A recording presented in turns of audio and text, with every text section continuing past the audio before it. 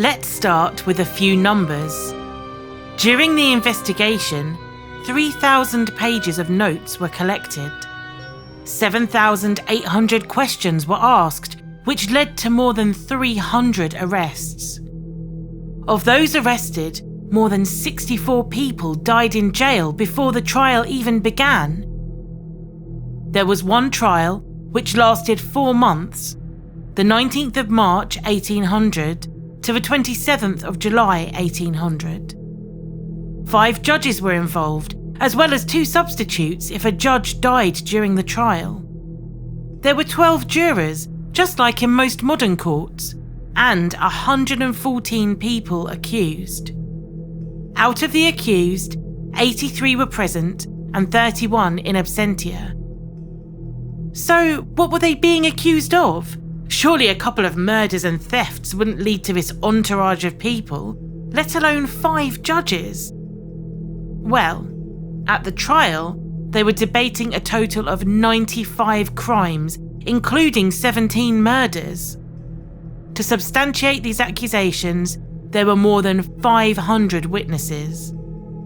And the most noteworthy fact was that anyone with a shred of legal training was recruited for the defence, even doctors.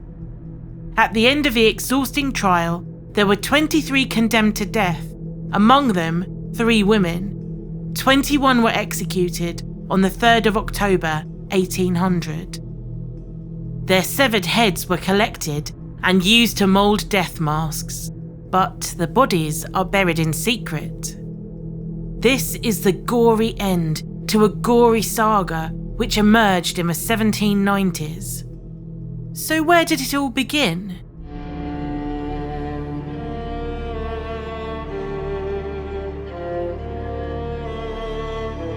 The people who were arrested, imprisoned or executed belonged to Les Chauffeurs d'Augerès, a gang terrorising the Beauce region for several years. Any crimes you could think of, they did it. Theft, arson, highway robbery, home invasion, rape, torture, and murder. In the France of the 18th century, brigands were a fact of life. Even if some, like Cartouche, became legends, they were certainly not Robin Hood or egalitarian outlaws.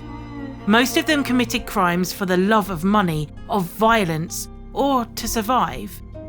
Among brigands, Les Chauffeurs stood up as a different kind of breed.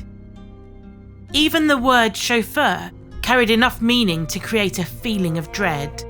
The full name, Chauffeurs de Pâturon, translates as those who heat or burn the feet. These criminals terrorised the countryside using a barbaric method to get information from their victims. The MO followed the same pattern: storming a house, tying up the inhabitants, dragging the master or mistress of the house to the hearth, pouring some eau de vie on the feet of the victims and burning them till he or she confessed where the money is hidden.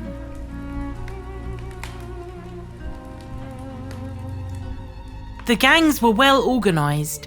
Everybody knew their jobs, climbing the walls, breaking through the door, torturing the victims, slashing or stabbing them. While Les Chauffeurs d'Augerès committed their exactions on the Beauce, Les Chauffeurs du Nord terrorised the north of France. This type of brigand did not appear spontaneously. As stated in the previous podcast, no crime exists within a vacuum. Today, we will look first at the society of the 1780s and the impact revolution had on the country, just to get the lay of the land. Then we will move to the chauffeurs and how it started, who they were. At the end, we will look at some of the most notorious crimes they committed. We'll have the timestamps in the description if you prefer to skip to a certain chapter. Hopefully, at the end, you should have a better understanding of why the repression was so severe and why the trial is one of the longest ever recorded in French history.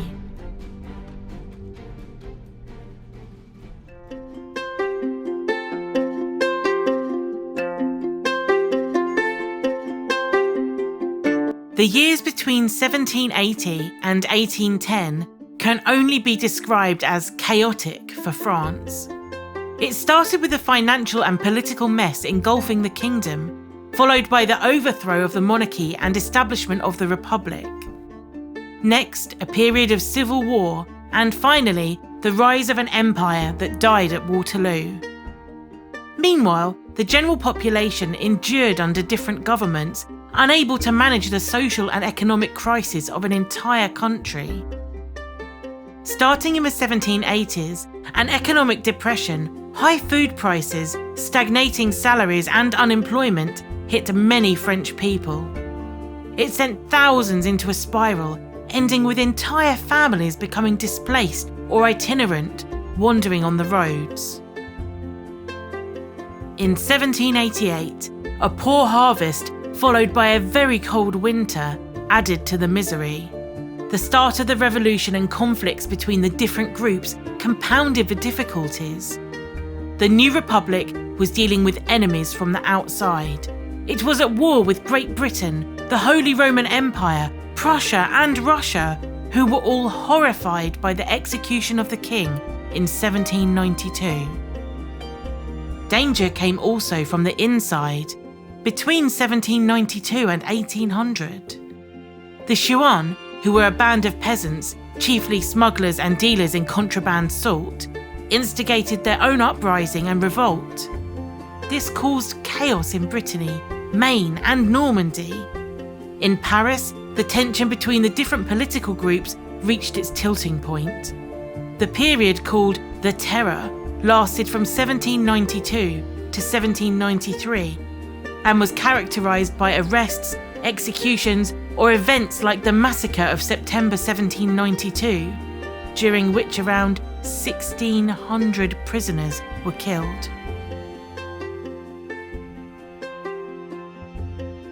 Being in a continuous state of military and internal conflict, resources and manpower had been diverted to sustain the war effort. And in the countryside, there were seizures of the crops and horses. Men left for war, never to return home. The financial inflation was endemic. The excessive printing of assignats, which is paper currency, had made them completely worthless.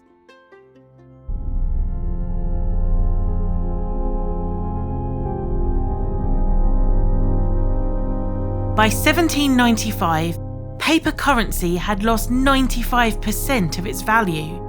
So, people began hoarding their gold and silver. Trade becomes difficult due to deliberate blockages and, of course, the war. The introduction of price control causes shortages between 1794 and 1795. In the same year, the poor yield of the crop exacerbates the situation. You can imagine the panic of the people, fearing what is to come. Producers and merchants refuse to sell their goods, preferring to store them, waiting for better days. Peasants hide their small harvests of crops to avoid requisition and waiting for the prices to go back up. Unemployment sends thousands onto the roads, desperately looking for any kind of work to generate an income. Necessity pushes people to move around, looking for food, work and shelter.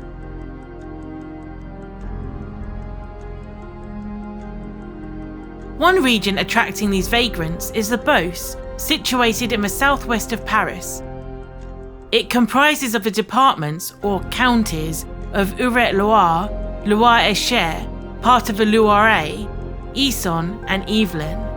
Situated between the two major rivers of the Seine and the Loire, it's a fertile area considered the cellar of France. Following the seizure and redistribution of church-owned lands, the high price for crops, and the fact that the agricultural jobs are more resilient during the crises, the area attracted people looking for jobs, shelter and charity. Many of the farms are isolated, and the dark, foreboding forest covers a large area, making it easy for brigands to hide and plot. The rise of vagrants in the Beauce region made the countryside ultimately less safe. People passing through towns and villages have no qualms about committing crimes within a community that they have no link with. During highway robberies, for them, this is the stranger on the road meeting an unfortunate circumstance. It's not the village being attacked. However, with home invasions, the perception is shifted. The sense of safety disappears. People become terrified when pushed to an extreme, and they would push back. The worst crimes of the Chauffeurs occurred within a France suffering the aftermath of the revolution. The king, as we mentioned, had been executed in September 1792. The new republic had to fend off its enemies, other monarchies afraid of the French Revolutionary, and the ones who were still faithful to the old monarchy, like the disenfranchised nobles or the chouans. Some counties, departments, like Vendée, staying deeply royalist and Catholic and standing at odds with the new atheist republic. The semi-state of civil war meant that Republican troops targeted anyone deemed or suspected to be a troublemaker, and by consequence, feeding the suspicions against a remote government. The economy is in tatters, hunger grips some areas of French countryside, and soon herds of beggars, deserters, and disenfranchised begin to migrate. From the point of view of its population, it would have felt like France had collapsed, both economically and socially.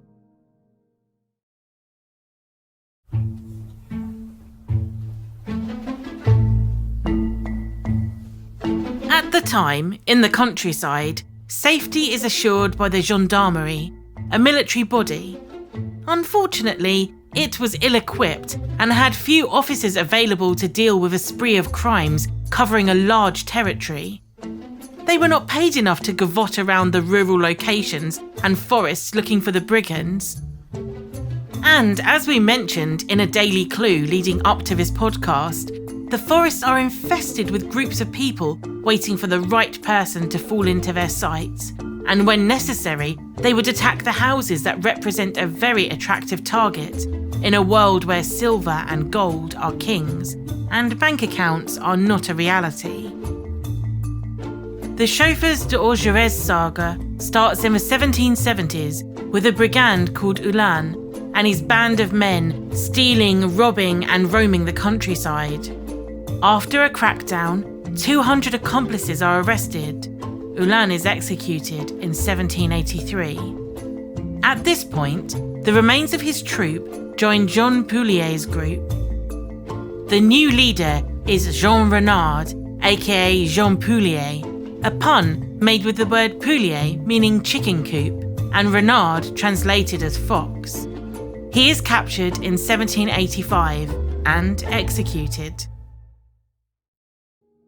Later, his son, Fleur d'Épine, Flower of Thorn, takes control of the troop and runs amok in the area covering Orléans, Chartres, Estampes, Pithiviers, near Orgerès. Far more enterprising than his father, he recruits vagrants and peddlers as spies. He also convinces inn owners to become francs, meaning fences for stolen goods. Fleur was eventually captured because his lavish clothes made him look like a noble. He died during the massacres of July 1792. To fill his shoes, a new leader arises. His name is Beau François, Handsome François, aka Jean Auger, and also known as François Giraudeau. We do not have any clear idea of his real identity, as this man cleverly possessed several passports under different names, and he never confessed to his real name. What we are sure about is his past. He was a hardened criminal, an escapee. On his shoulder, he has a brand melted into his skin with the letters GAL.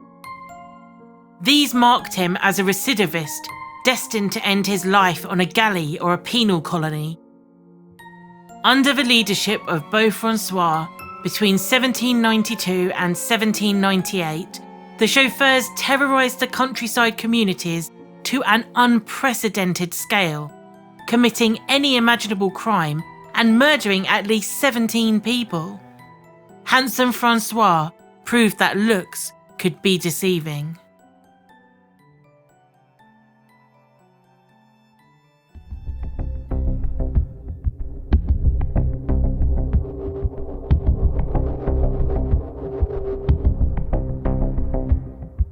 The Chauffeurs were an heteroclite amalgam composed of several smaller groups. Instead of being an organised gang, these groups gravitated around each other, banding together according to their needs. They meet on roads, in barns, in woods, forests and other secluded areas.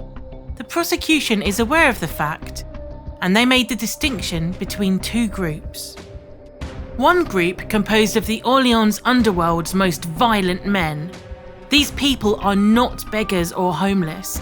They are responsible for the most atrocious deeds. And the second group was composed of those beggars and vagrants wandering through the bows, looking for employment, food and spaces to live.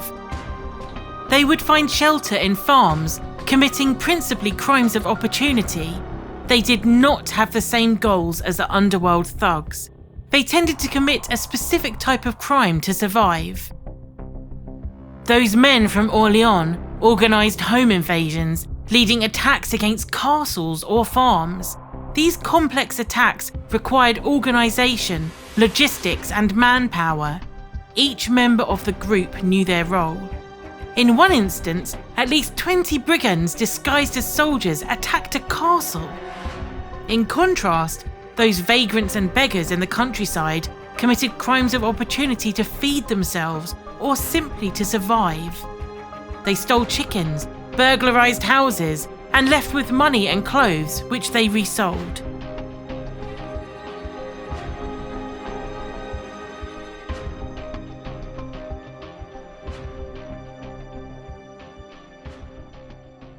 With the passing years and the success of their endeavours, the Chauffeurs became bolder.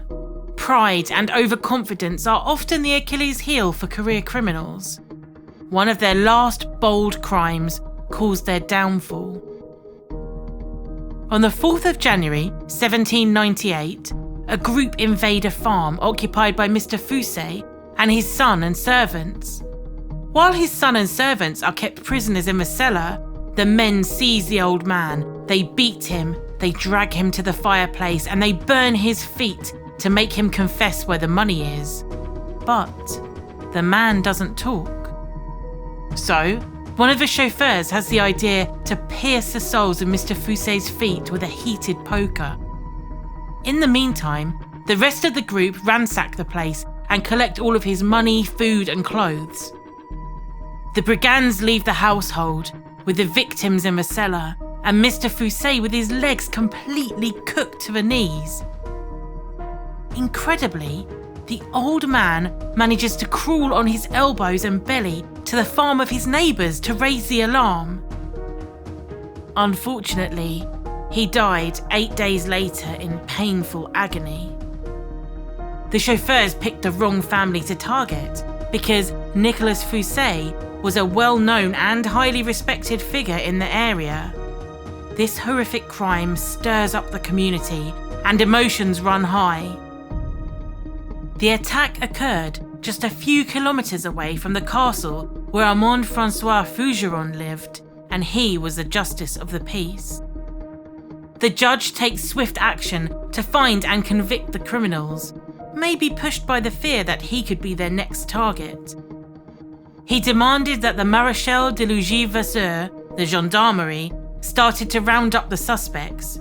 He also requested military reinforcement from Paris. 80 hussars, members of the light cavalry, are then dispatched on horseback to execute the arrests. Justice is swift.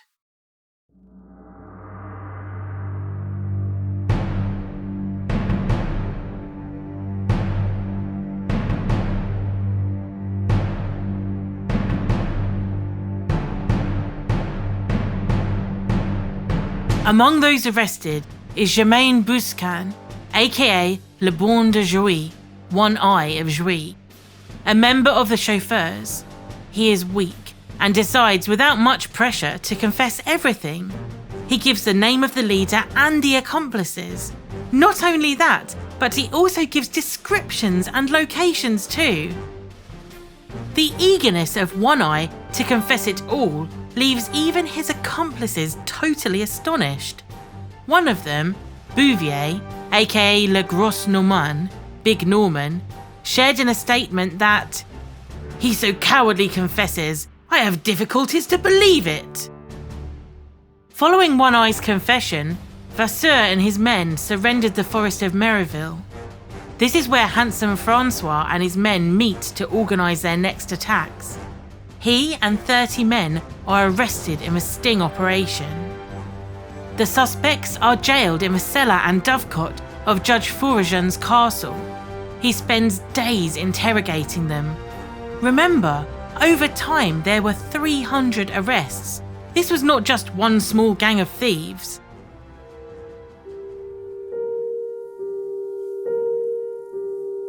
The judge soon starts to feel the strain himself, as he is paying to feed both the prisoners and the soldiers searching for members of the Chauffeurs, as well as men to secure the makeshift cells.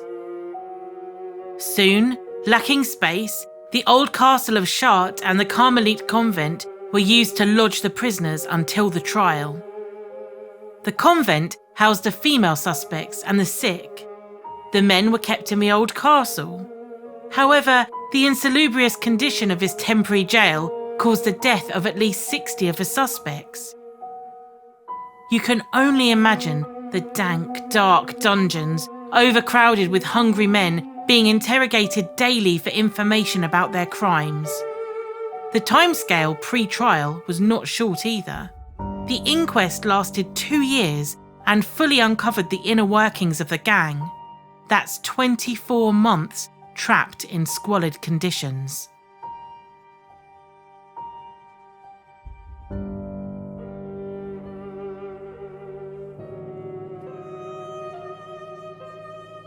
The Chauffeurs were a mix of different people coming from different walks of life, banding together for survival or greed. They could be beggars, deserters, jobless craftsmen, day labourers, brigands, any number of professions. This motley crew would meet on the road, in farm barns, stables or quiet places, and start to band together in small groups, gathering in the forest to plan their actions and attacks. Some had a profession, helping hide their other career. Some are peddlers, gardeners, a spy for the police, meat renderers, butchers. One man, called Beauresson, for a while peddled articles of mercery, travelling around to spot specific places he could rob and selling on the stolen goods. Within the troupe, there were several hardened criminals. Some of the Chauffeurs were branded with the letters GAL, Galerian, or V, thief, marking their status as a reoffender. They also knew how to play the legal system, which could be why the interrogation took such a long time before the trial began. For example, Handsome Francois had several identities and owned falsified passports. The gang members know who to approach to have their new identification created. While being questioned by the judge and his men, they refuse to account for their whereabouts during the crimes they are accused of. Or they simply lie, knowing that the prosecution relies on eyewitnesses and cross-references to confirm the presence of a suspect and therefore assure his condemnation.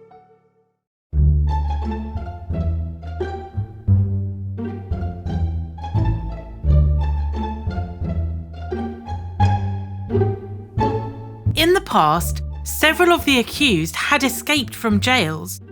For instance, one married couple named Robillard belonged to Houlin's original troupe that had been arrested. In 1783, Brigitte Robillard had been condemned to life in prison and branded as a thief.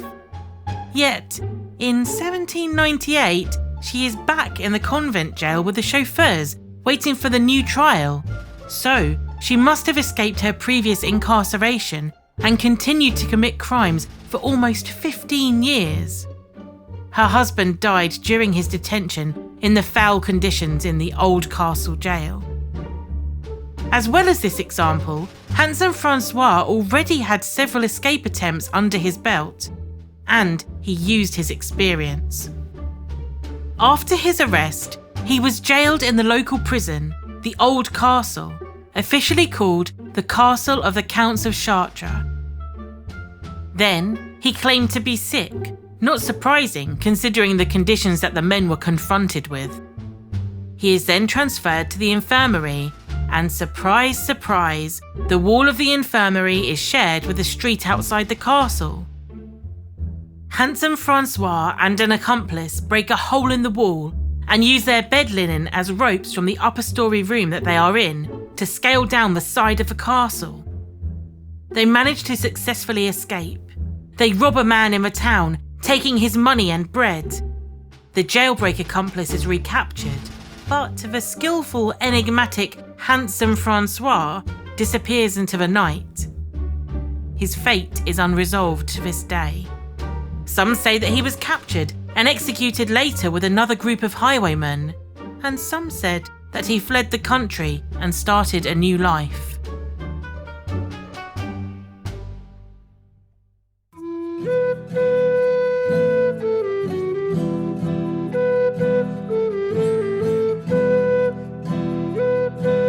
As said before, the Chauffeurs are an heteroclite group of people. Within the gang, women were heavily represented. Of 114 accused, 41 were female, and 3 of them were condemned to death.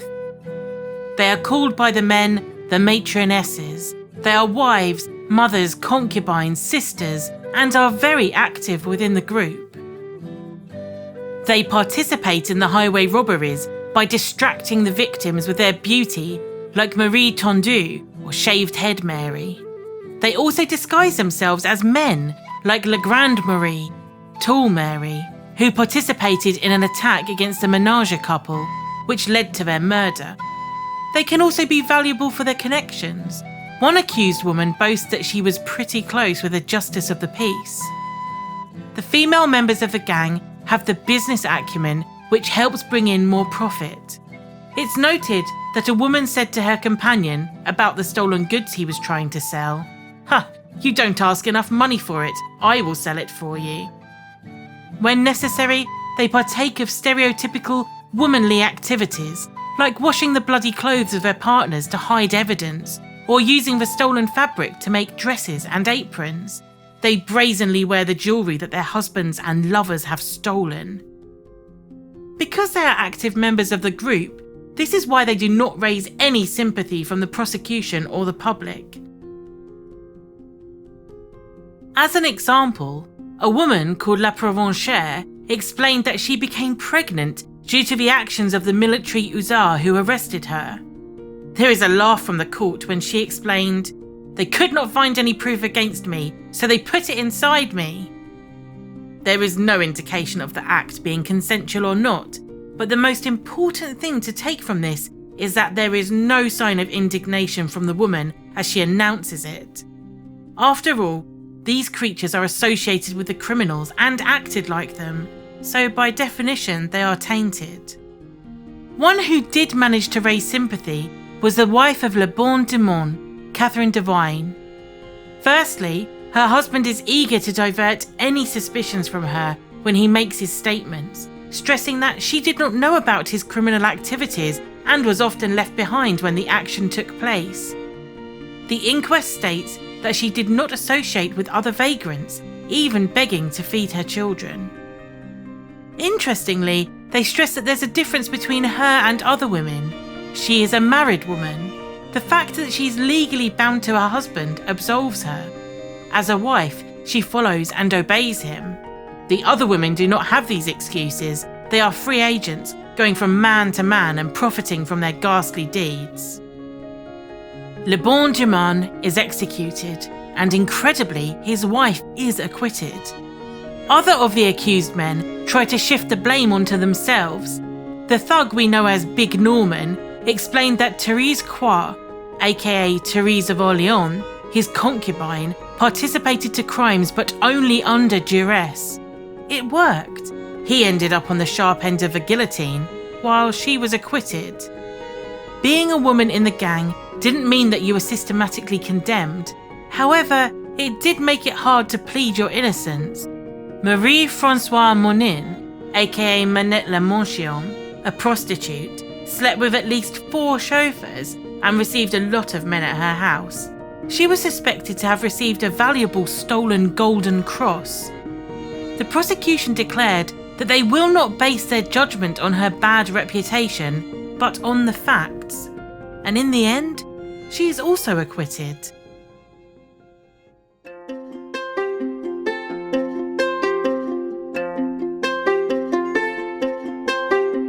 Within the troupe of the Chauffeurs, you could find the mioches, which means little squirts or nippers. They were orphans or runaway children and teenagers, recruited as lookouts, spies, and forced to participate in attacks. They would be passed over walls and doors to open them, to keep watch while the adults burglarized a place. Very much like the famous burglary scene from Oliver Twist, where Bill Sikes forces Oliver through a window to unlock the front door of the mansion from the inside. The life of these street kids was far from being secure, even though they were vital members of the gang. For example, there was the murder of Petit Gars de Tréchy, the little guy from a Tréchy. He was beaten to death for providing the wrong information regarding a target.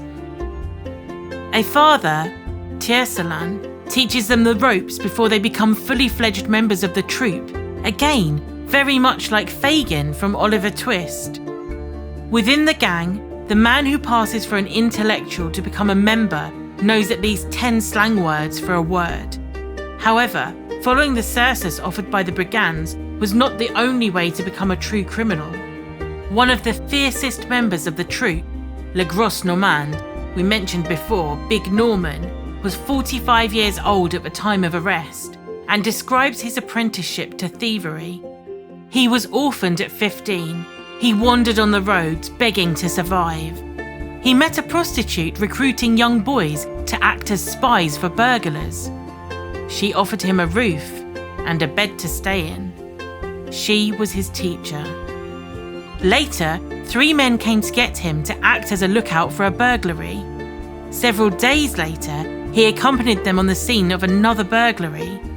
He killed his first man a few days after that, then skipped town and joined the colonial army. A few years later, after a less than stellar career, he was dishonourably discharged and returned to his life of crime.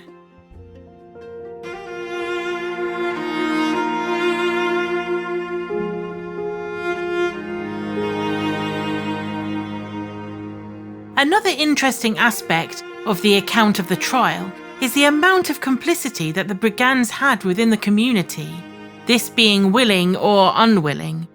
The complicity had different aspects. It could be helping to sell the stolen goods. The troupe used the francs, fences, recruited among people who had an occupation which allowed them to sell on the items. They were usually innkeepers, tradesmen, etc., people that encountered many different customers. Sometimes during a transaction, they informed the brigands which property would make a valuable target for a future burglary. In addition to the information, these associates provided weapons, a place to eat, a place to rest or even hide. A man called Pigelet, a meat renderer, owned a house with an underground area. This was later used to store weapons as a hiding and meeting place, even to host a wedding of Pigelet himself. The day he married his wife, known as Mother Jeanette, the brigands turned up for the occasion. To make it especially memorable, they had stolen a cow, killed it, and prepared it for the wedding feast. Pigelet even instructed them on what to steal next: bread and flour. Another family, the Mongendre, provided not only their house, but sometimes lent their horses to the Chauffeurs. Conflicts within the community made people a target. Someone out for their own revenge could point the brigands to the object of their hatred. A couple, the Lapatoche, is a prime example. The wife worked for the widow Dawson, and the wife implanted the idea of robbing her house. She encourages them, saying she knows the house, she was employed as a servant before being sacked for stealing there, and there is definitely money within. The widow Dawson is slain in her bed while begging for her life, and all because Mrs. Lapatoche wanted revenge and was greedy. The Lapatoches were also the neighbours of the Benoit family, who quickly knew what to expect. Before their attack, the Benoit victims could see the brigands sharpening their knives. The husband, Mr. Lapatoche, also participated in the assault against his neighbours. In another instance of revengeful crime, the gang set fire to hay bales because its owner was perceived to be colluding with the gendarmerie, the military police. They thought that the victim was being too suspicious when talking to vagrants looking for shelter at his farm.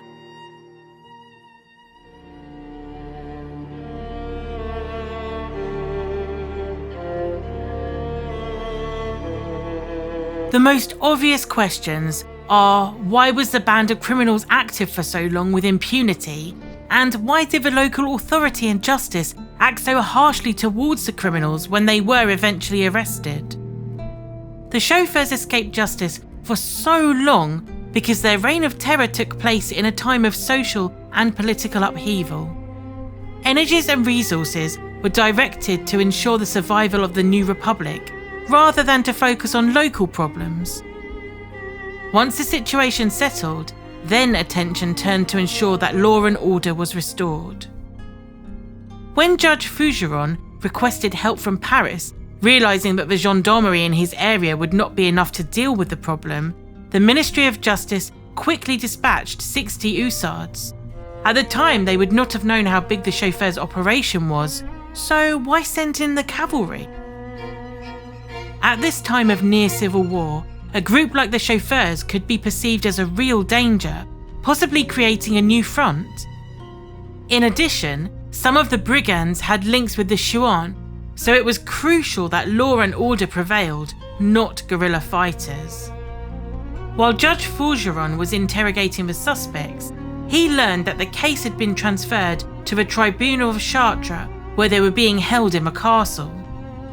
The new judge, Paillard, carried out the investigation, organising house searches and interrogating witnesses and suspects. The notes they made cover more than 3,000 pages and 7,800 questions were asked. The initial inaction from the authorities was due also to the fact that they had not realised the extent of the issue they were facing. The pure stroke of luck was the arrest of the criminal One Eye and his quick confession. Even if he had exaggerated and had a flight of fancy, the haunting spectre of having a well-organised troop hiding in the forests of the Bows were enough to push the authorities into action. Also, the fact that the brigands were using nicknames and covering their faces with snoods or masks made identification difficult. The great number of crimes by many persons could be perceived as the symptoms of a general dangerous time, a product of upheaval in society. Many may not have realised that all the incidents were the actions of one gang. Moreover, only 95 crimes were examined during the trial, yet many crimes were left aside because those responsible were already dead.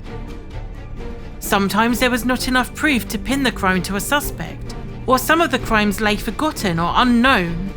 Remember, this is before technology produced electricity, let alone cameras or recording devices. Convictions needed to be based on circumstantial evidence, and with few witnesses, or none at all, the true extent of the chauffeur's exploits will never be known.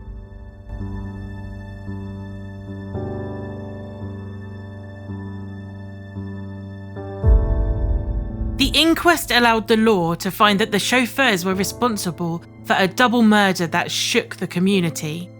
In May 1795, the horribly mutilated bodies of Mr. and Mrs. Aurot were found laying in their house.